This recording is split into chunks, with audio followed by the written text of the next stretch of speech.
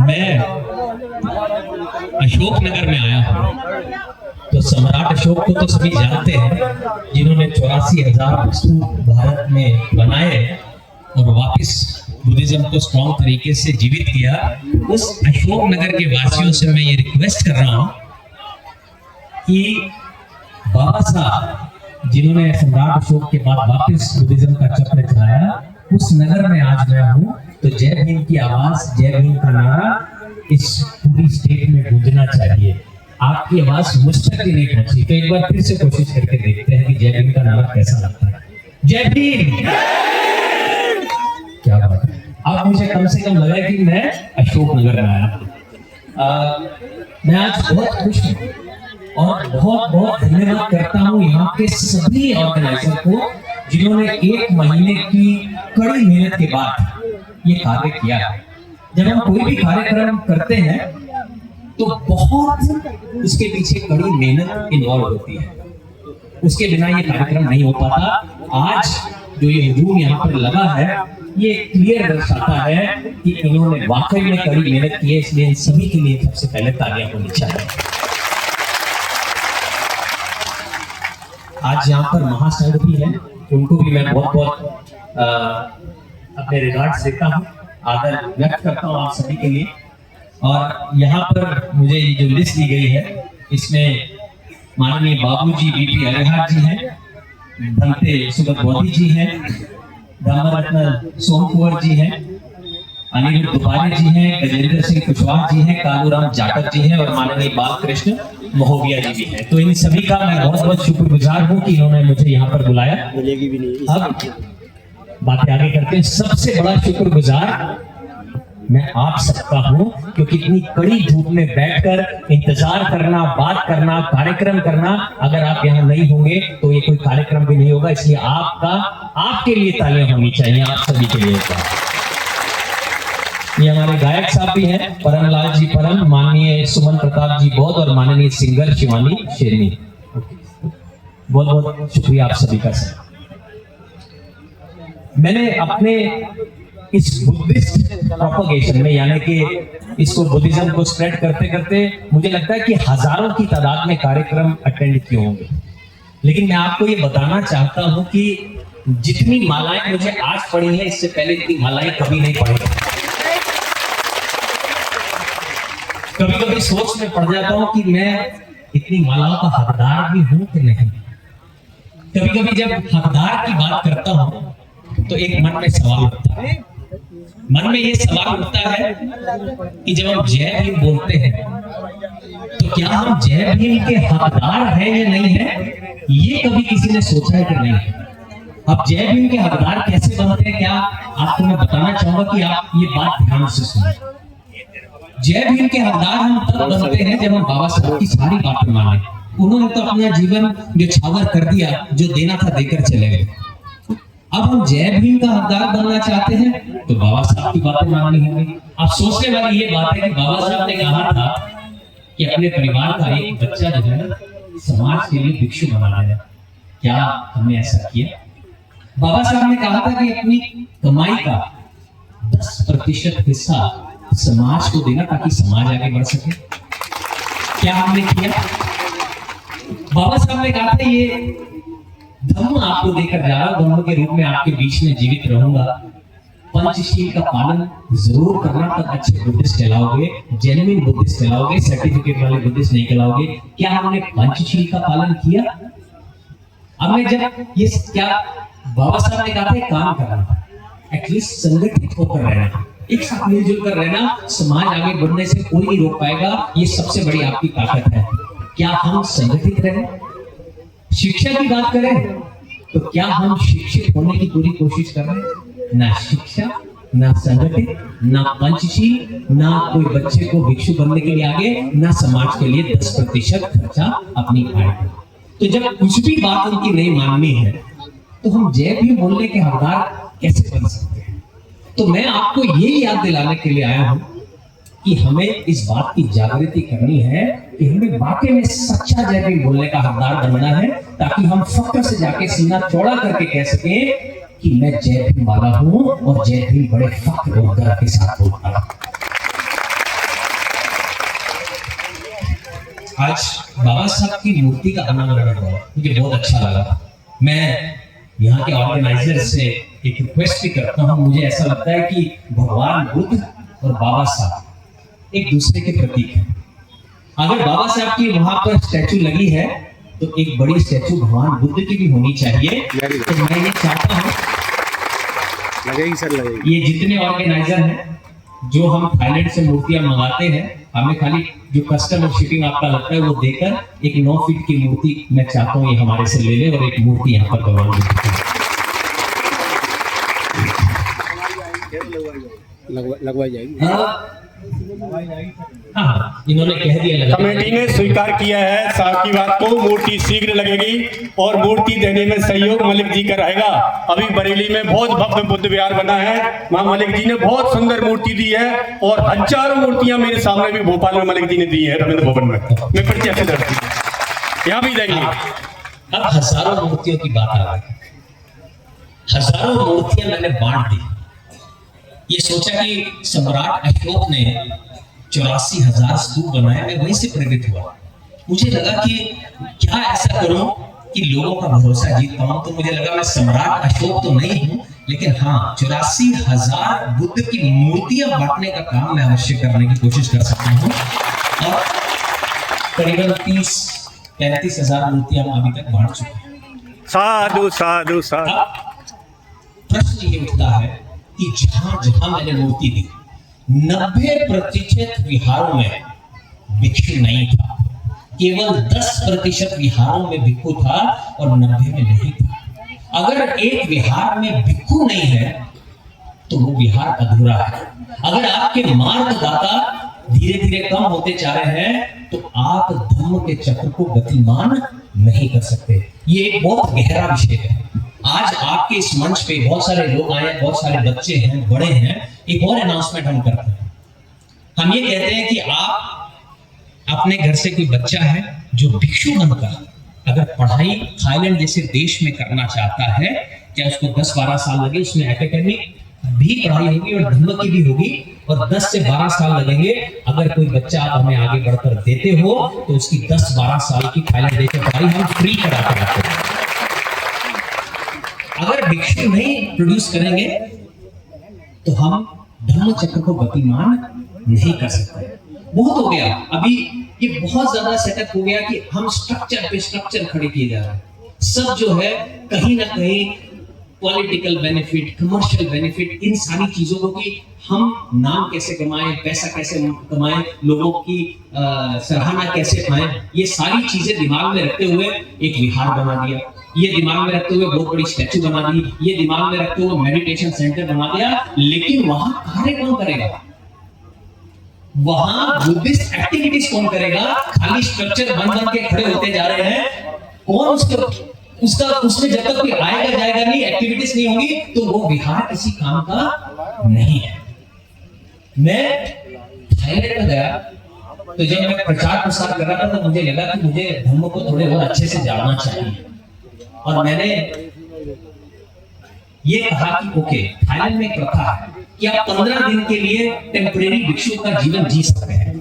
अगर आप बनना चाहते हैं, एक अच्छी प्रतिक्रिया होगी, उसके हिसाब से भिक्षु बनेंगे। और मैं 4 महीने तक मैंने वहां भिक्षु का जीवन जिया, भिक्षु बनकर, ये सीखने के लिए कि धर्म को थोड़ा और गहराई से सीख पाऊं। और वो जब वहां पर जब मैं बैंकॉक थाईलैंड जैसे देश में गया तो मैं क्या देखता हूं, मुझे सुबह बोलते हैं सभी बड़े भिक्षु कि गगन 6:30 बजे सुबह तैयार रहना, 1 घंटे के लिए चारिका करने जाना है, पिंडपात करने के लिए जाना है सिटी में। मैंने कहा थाईलैंड इतनी टेक्निकल हाई सिटी, यहाँ कौन हमें कुछ देने वाला है, कोई कुछ करने वाला है? वो कहते कोई दे या ना दे, लेकिन हमें जाना है, और नंगे पांव। तो सुबह हम 6:30 बजे तैयार होकर 2-3 बनते, 1-2 असिस्टेंट की खाना मिलेगा। तो जैसे ही हम बाहर गए तो 300-400 लोग जो है वो कतार बनाकर वहां पर खड़े थे। वो इसीलिए खड़े थे कि भारत से एक एक्टर आया है जो वापस भारत में बुद्धिज्म ले जाने की कोशिश कर रहा है। आज अगर हमने उन्हें खाना दे दिया तो बहुत बड़े पुण्य की प्राप्ति हो जाएगी। और 1 घंटे में 1 घंटे में हमें कम से कम 500 लोगों का खाना प्राप्त हुआ। ये आप सोच सकते हैं 1 घंटे में खाना से। अब हम यहाँ भारत में आ जाते हैं। अब मैं वहां पर जब ये सिचुएशन देखता हूं कि अगर रोड पे चल रहा हूं तो 3 बार वंदन करके जमीन पे घुटनों के बल बैठ के, चाहे वो सड़क क्यों ना हो, लेडीज हो जेंट्स हो, सब उनका सम्मान करते हैं, खाना देते हैं।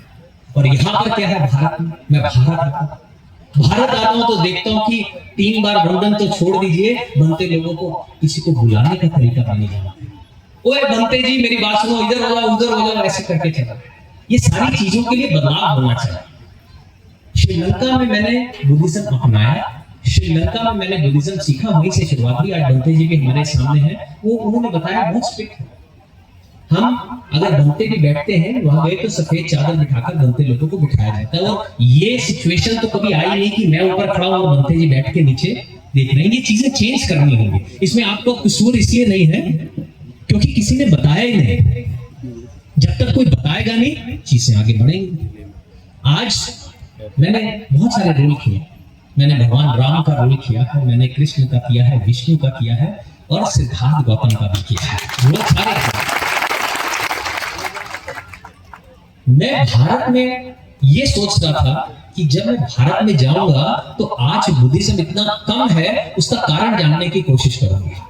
तो बहुत सारे लोगों ने मुझे ये बात कही कि दूसरे धर्म के लोग हमें आगे शायद बुद्धिज्म को नहीं बढ़ने दे रहे। ये गलत है। अगर आज बुद्धिज्म भारत में कम है तो उसका कसूरवार कोई और धर्म नहीं बल्कि हम स्वयं हैं। कोई भी अगर आगे बढ़ने की कोशिश करता है हमारे बुद्धिस्ट समाज में, तो दूसरा आदमी उसकी टांग पकड़कर उसको नीचे खींचता है कि ये कैसे हो गया। लेकिन आज अशोकनगर में एक बात मुझे खास लगी। इन्होंने मेहनत की और मुझे पता चला कि यहाँ सभी धर्मों के, सभी समाज के लोग एक साथ संगठित होकर इस प्रोग्राम में आए हैं। उसकी मैं सराहना करता हूं। ये बात आप ध्यान में रखिए। मैं सभी को बताना चाहूंगा, मैं बहुत सारे भाषणों में, प्रोग्राम में गया, वहां भाषण है, तो भाषण में दूसरे की लाइन को नीचा करते जा रहे हैं ताकि हमारी लाइन ऊंची दिखे। लेकिन ऐसा नहीं करना चाहिए क्योंकि दूसरे की लाइन कभी नीची नहीं होती, हमें अपनी लाइन ही बढ़ानी होगी। अगर हम अपनी लाइन बढ़ाएंगे तो ऑटोमेटिक हम ऊंचे हो जाएंगे। जो भगवान बुद्ध के विचार, आप समझिए भगवान बुद्ध के विचार आज पूरे वर्ल्ड में उनकी विचारों की सराहना की जाती है। जानते हैं क्यों? क्योंकि ये ऐसा विचार है, ऐसा धर्म है, हिंदू हो, मुस्लिम हो, सिख हो, ईसाई हो, कोई भी हो, वो ये गारंटी करता है कि अगर भगवान बुद्ध का धर्म आपने अपने जीवन में लेकर आए तो आप एक बेहतर हिंदू, बेहतर मुस्लिम, बेहतर सिख, बेहतर ईसाई बनेंगे। इनफैक्ट एक बेहतर इंसान बन के निकलेंगे। ये भगवान बुद्ध के धर्म की खूबसूरती है। ये सभी चीजों को जोड़ने का काम करता है। ताकत बहुत है। आज बाबा साहब ने कहा कि जब मैं जा रहा हूं, इस धम्म चक्र को अगर आप आगे गतिमान ना करें तो कम से कम पकड़ के रखना कि पीछे ये मैंने कहा। तो हमने वही बात मानी, आगे बढ़ाने वाली बात नहीं मानी। हमने ये बात मानी कि हम पकड़ के खड़े हैं। हमें 14 अप्रैल को बाबा साहब का जन्मदिन मनाना है, हमें 14 अक्टूबर को धम्म चक्र प्रवर्तन दिन मनाना है, हमें 6 दिसंबर को उनकी डेथ एनिवर्सरी पे ट्रिब्यूट देनी है। हम वहीं में सीमित होकर रहेंगे, तालाब में ही जीना चाहते हैं। कोई अच्छी बात आती है, धर्म का मैसेज आता है, कुछ आता है तो हम अपने ही समाज में बांटना चाहते हैं, अपने ही YouTube चैनल, अपने ही मीडिया चैनल। मैं एक इतने अच्छे स्कूल से पढ़ा हूं, जब पहली बार मैंने भगवान बुद्ध की जीवनी पढ़ी, फिल्म की तैयारी करते हुए धम्म पढ़ा, तो मैं ये सोच में था कि इतना बड़ा खजाना जिससे इतना बड़ा परिवर्तन एक इंसान में आ सकता है, हमारे स्कूलों में कभी पढ़ाया नहीं गया। बाबा साहब की बात आती है तो ये बाबा साहब ने संविधान लिखा है और 14 अप्रैल को उनका जन्मदिन है, उस दिन छुट्टी है। बाबा साहब के बारे में भी ज्यादा नहीं बताया। और आज भी मैंने जब पहली बार जय भीम सुना था तो मुझे कहा जय भीम शायद वो महाभारत वाला कोई भीम को जाएगा, वो उस कम्युनिटी को मानने वाला है, क्योंकि मुझे मालूम भी नहीं था। और आज भी अगर आप बड़े स्कूलों में जाएंगे तो आपको मालूम नहीं होगा। जब A grade school Buddhist, A grade school Hindu, A grade school Muslim, A grade school Christian, A grade school Sikh, तो हमारे ए ग्रेड बुद्धिस्ट स्कूल कहाँ है? हमें उस चीज की अब तलाश करनी शुरू करनी है जहां लोगों को शिक्षा के लिए सपोर्ट किया जाएगी। ए ग्रेड बुद्धिस्ट स्कूल जो पढ़ाए तो पूरी पढ़ाई, लेकिन धर्म का मिश्रण उसके साथ हो, सुबह प्रेयर हो। तो मैं भी सुनना चाहूंगा कि नमो तस्से भगवतो अरहतो सम्मा सम्बुद्धस्स। ये एक सपना है। एक मीडिया की बात करते हैं, जब मीडिया की बात करते हैं तो हम YouTube पे सीमित होकर रह गए हैं। हम क्यों नहीं एक ग्रेड बड़े चैनल पर आते हैं? क्या हमारे बंते जी जैसे अगर डिबेट करने में आ गए तो आपको लगता है कि उनको कोई हरा पाएगा? अगर डिबेट होगी कोई नहीं हरा पाएगा। बाबा साहब इतनी प्रताड़ना से, इतनी प्रताड़ना, साथ उठने बैठने खेलने पानी पीने पता नहीं क्या क्या उन्होंने सहा, लेकिन उन्होंने एक ऐसा मकाम हासिल किया जाने से पहले कि आप देख सकते हैं कि उनकी तस्वीर जहां लगती है हमारे देश के प्रधानमंत्री का भी सर उनकी तस्वीर के आगे झुकता है। और फिर बंते जी ने कहा कि आप सब में भी वही ब्लड चल रहा है, बाबा साहब का ही ब्लड चल रहा है, तो ये बड़े बदलाव आप 100% ला सकते हैं। लेकिन अब वो समय आ गया है कि हमें कोशिश करनी है कि हम देने वाले बने। हम भिक्षुओं की जब बात करते हैं तो बाहर के जितने भिक्षु, मैं इंटरनेशनल बहुत घूमता हूं, काफी जाता हूं, बड़े सारे देशों में बुद्धिज्म देखता हूं, तो वहां बुद्धिस्ट जो भिक्षु हैं उनका बड़ा सम्मान होता है। लेकिन यहां पर जब मैं आता हूं तो वो सम्मान नहीं है। और कई तो झूठे भिक्षु, माफी चाहूंगा लेकिन ये सच्चाई है, कड़वी सच्चाई है। कई ऐसे भिक्षु बोधगया में देखने को मिलते हैं जो सिर्फ चिवर पहन के आते हैं और वहां पर भीख मांगते हैं। आपको पता होना चाहिए भिखारी और भिक्षु में अंतर क्या है। हर चीज जो भीख मांगता है वहां बैठकर वो तो भिखारी है, भिक्षु कहां से होगा? भिक्षु तो वो है जो देता है, जो ज्ञान का भंडार है। लेकिन आज की तारीख में मैं वहां जाता हूं दूसरे देशों में तो मैं देखता हूं एक संघ राजा है। मैं वहां जाकर देखता हूं कि एक सुप्रीम काउंसिल है जो पूरे बुद्धिज्म को वहां पर कंट्रोल करती है, बुद्धिस्ट मिनिस्ट्री भी साथ में है। लेकिन भारत जो कि बुद्ध की भूमि है, यहाँ पर अभी संघ राजा नहीं है, यहाँ पर सुप्रीम काउंसिल नहीं है। अगर कोई भिक्षु गलत कदम उठाता है, कई बार हम देखने को मिलते हैं कि कोई भिक्षु अगर गलत काम किया तो उसको कोई रोकने वाला नहीं है। लोग तो कहेंगे कि अच्छा नहीं किया, ऐसा नहीं किया, लेकिन अगले दिन फिर वो चिवर में है।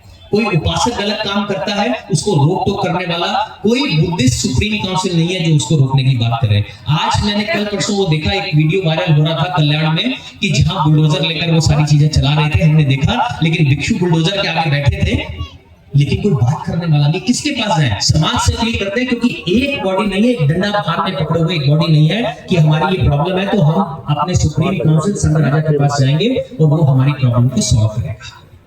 तो उस सुप्रीम काउंसिल का भी निर्माण करने की आज की तारीख में इस देश में जरूरत है, तभी चीजें आगे बढ़ पाएंगी। आप जो भी बुद्धिस्ट लोग हैं यहाँ पे, मैं ये सोचना चाहता हूं कि जब सुबह पिंडपात के लिए निकलते हैं, चारिका के लिए भक्ति लोग निकलते हैं, तो कितने लोग हैं जो उनको दान देते हैं। और मैं ये भी जानना चाहता हूं कि भक्ति लोग इस गांव में निकलते भी हैं कि नहीं।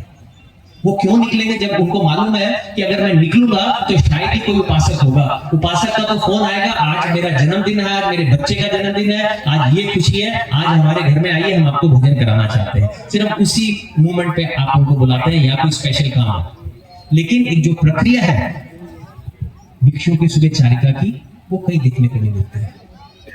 मैं मुंबई से हूं, बॉम्बे से हूं, मुझे सब कुछ दिखता है, लेकिन मैं चाहता हूं कि एक दिन भिक्षुओं की कतार वहां से निकले, क्योंकि लोग भी ये जान जाए कि आखिर है कौन।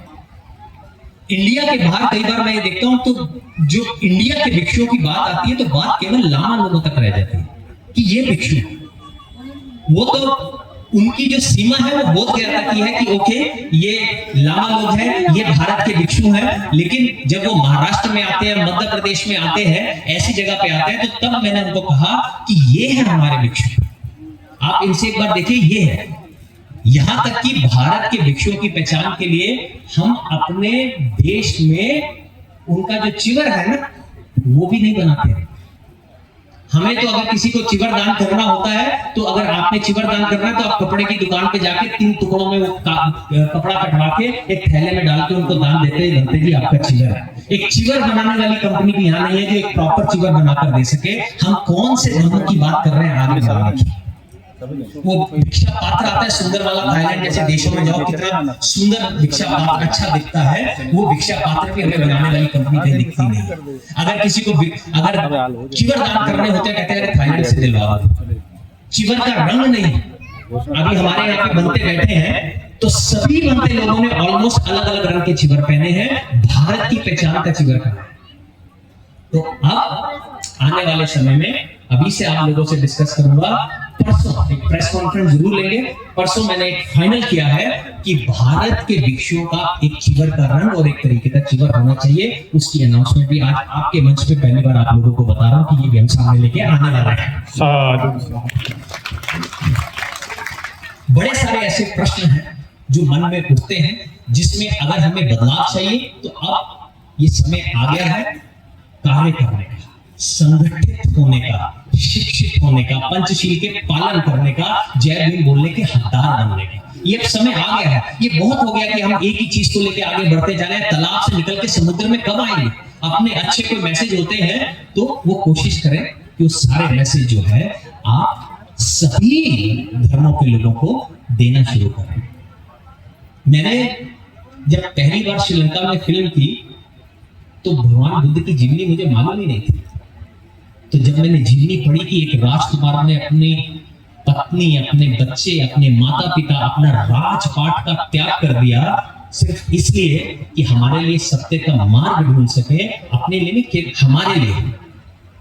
तो मैं सोच में पड़ गया, आज की तारीख में अगर हम किसी से एक छोटी सी भी चीज मांगते हैं तो वो सोच में पड़ जाता है। सोचो इतना बड़ा राजपाट का त्याग करके जेल में कुछ भी नहीं है, भिक्षु की तरह उन्होंने जीवन किया, लेकिन आज भी वो संसार का अगर कोई सबसे अमीर इंसान है उस नजर से देखा जाता है तो वो भगवान बुद्ध ही है, क्योंकि वो जानते। यह बुद्धिज्म जो है केवल जानने का नहीं, बुद्धिज्म को जानना, उसका आचरण करना, तब जाकर आप सच्चे बुद्धिस्ट बनते हैं। मुझे किसी ने कहा कि गगन ये काम तो कर लिया, ठीक है, तुमने समझ में आ गया, लेकिन फिर भी आप कंप्लीट बुद्धिस्ट नहीं है। मैंने कहा तो कंप्लीट बुद्धिस्ट कैसे बना जाता है? तो उन्होंने कहा कंप्लीट बुद्धिस्ट तब बना जाता है जब आप बुद्धिज्म का, भगवान बुद्ध के धर्म का प्रचार प्रसार करें।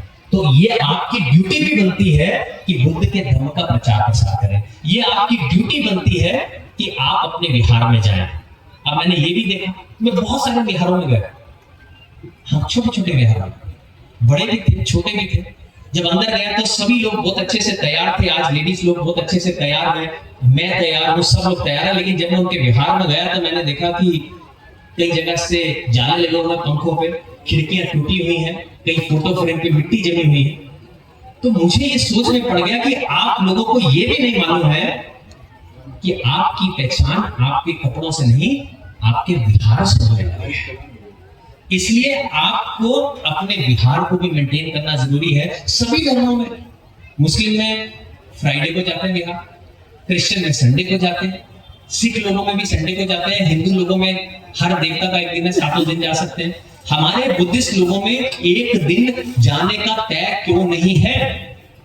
हम कहते हैं कि हमने पुण्य की प्राप्ति करनी है। धर्म की नॉलेज समझे आप। अगर हम कहते हैं कि पुण्य की प्राप्ति करनी है, वो 3 चीजें जब तक नहीं होंगी विहार में जाके, तब तक पुण्य की प्राप्ति नहीं हो सकती। आप जाएंगे विहार में, सबसे पहले तो आप विहार में जाते हैं, आप अच्छे से तैयार होके जाते हैं, आप किसी से गलत आवाज में बात नहीं करते, गलत भाषा का उपयोग नहीं करते। वो आपकी ग्रोथ होती है, जिसे हम मॉरल ग्रोथ कहते हैं, कि आपने डिसिप्लिन सीखा।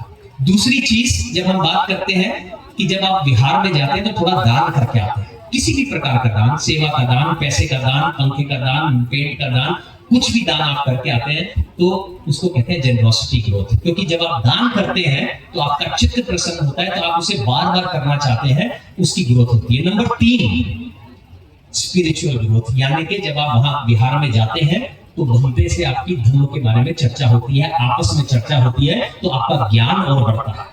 जब ये तीनों चीजों का बराबर में मिश्रण होता है तब पुण्य की प्राप्ति होती है। तो अब इसलिए पुण्य की प्राप्ति करने के लिए विहार में जाना जरूरी है और विहार में भंते का होना भी बहुत जरूरी है। तो मैं उम्मीद करता हूं कि जो आज मैंने आपको बातें कही हैं, ये मेरा एक्सपीरियंस है 14 सालों का, जो मैं सब जगह जाकर ये कार्रवाई करके चेक करके देखने की कोशिश कर रहा हूं कि आखिर प्रॉब्लम्स है कहां। तो प्रॉब्लम यही है हमें संगठित होकर रहना है, शिक्षित बनने की कोशिश करनी है और जय भीम का हकदार बनना है। जो बाबा साहब ने काम कहा है वो पूरा करना, अपने एक बच्चे को देने की कोशिश करें। इसलिए मैंने अनाउंसमेंट किया कि भिक्षु बनाना बहुत जरूरी है। बच्चे आय का कुछ हिस्सा, आप 10 नहीं तो 1% दे सकते हैं, अपने एरिया में दे सकते हैं, अपने बिहार को दे सकते हैं, अपने लोगों को दे सकते हैं। जब सामने आएंगे तो एक बहुत बड़ा जो है बिहार तैयार होगा। मैं आपको एक छोटा सा इंसिडेंट बता देता हूँ खत्म करने से पहले। मैं थाईलैंड में था तो मुझे कहा गया कि एक बहुत बड़े भिक्षु हैं वहां थाईलैंड में, और वो एक विहार बना रहे हैं, तो आपको बुलाया कि आप उस विहार में आ सकते हैं। ठीक है, तो वो विहार बैंकॉक सिटी से 6 घंटे की दूरी पे था। मैं वहां गया, वहां एक पहाड़ी बनी हुई, कोई विहार नहीं, सब लोगों को इकट्ठा किया गया और उन्होंने लगाया कि 2 करोड़ रुपए में ये विहार तैयार होगा और एक बड़ी सी इलेक्ट्रॉनिक मशीन लगा दी कि जो जो दान करेगा, और बड़े बड़े लोगों को इनवाइट किया, 1000-2000 लोग थाईलैंड से, बैंकॉक सिटी से आए हुए थे। तो उन्होंने क्या किया, बनते बैठ गए, उन्होंने अच्छे बनते थे, सीनियर बनते, तो एक आदमी ने थोड़ा सा दान किया, दूसरे ने, और वो इलेक्ट्रॉनिक बोर्ड पे जितना पैसा आ रहा था वो 2 करोड़ से कम करते जा रहे थे। मात्र 3 घंटे के अंदर उन्होंने 2 करोड़ रुपए इकट्ठे किए और कहा कि 6 महीने के बाद यहाँ पर विहार होगा, और 6 महीने के बाद वहां पर विहार बन गया। हम हो सकता है कि हमारे लोगों के पास पैसा ज्यादा ना हो, लेकिन हमारे लोगों की पॉपुलेशन बहुत ज्यादा है। थोड़ा थोड़ा सा भी देंगे अपने एरिया में, एक दिल बड़ा करके, तो चीजें बदलेंगी। दान पारमिता बहुत जरूरी है। दान पारमिता करेंगे तो परमी बढ़ेगी, उससे धन कभी भी कम नहीं होगा, बढ़ते ही आएगा। तो ये भी हमें बहुत जरूरी चीज है जो हमें आने वाले समय में सोचनी है। और मैं उम्मीद करता हूं जो दिल की बातें मैंने आप तक पहुंचाने की आज कोशिश की है, आप ये बात आप समझेंगे, आप सोचेंगे। और मैं इस बात का आश्वासन देता हूं, जितना प्यार और मोहब्बत, जो स्वागत, जो दिल से आज इस अच्छे अशोक नगर में मुझे मिला है। मैं आपको एक और बात बताने भूल गया कि मैं जब भिक्खु बना था तो मेरे मास्टर ने मेरे जो नाम रखा था, मुझे कहा था तू भिक्खु अशोक है। तो मेरा जो नाम भी था वो भी अशोक है। मैं भिक्खु तो ये अशोक नगर से कहीं ना कहीं, पिपरेसरा गांव से मेरा कोई ऐसा संबंध, कोई रिश्ता जरूर होगा कि आज मैं यहाँ पर आया हूँ, जिसकी मैं अनिरुद्ध पारे जी सबको धन्यवाद करता हूँ। मुझे मैं आश्वासन देता हूँ, आने वाले समय में जो मैंने आज यहाँ देखा है, हम कुछ ना कुछ बहुत अच्छा बड़ा कार्यक्रम, इंटरनेशनल लेवल का कार्यक्रम, इसकी चर्चा करेंगे और यहाँ पर आने वाले समय में कोशिश करेंगे कि क्या क्या चीजें की जा सकती हैं जिसमें सभी को फायदा हो। इसमें मैं नहीं कहता कि खाली हमारे बुद्धिस्ट भाइयों को फायदा हो या उनको फायदा हो, सभी को फायदा हो, ऐसा कोई कार्य करने की सोचेंगे कि क्या किया जाए और ये चीजें यहाँ पे सक्सेसफुल हो। महिलाएं यहाँ पर बैठी हैं, महिलाएं हमेशा जेंट से थोड़ी ज्यादा डिसिप्लिन होती है, और हम थाईलैंड भी 15-15-20 दिन के शिविर लगाने जाते हैं। तो मैं कोशिश करूंगा कि आने वाले समय में वो भी इनसे चर्चा करूं कि अपने गांव से भी कुछ लोग आप भेजिए, ताकि थाईलैंड में जाकर 15-20 दिन में वो भी थोड़ा बहुत जो धम्म है वहां पर रह के, एक नन के रूप में वहां रहकर, या जो आदमी है वो एक भिक्खु के रूप में रहकर सीख पाए।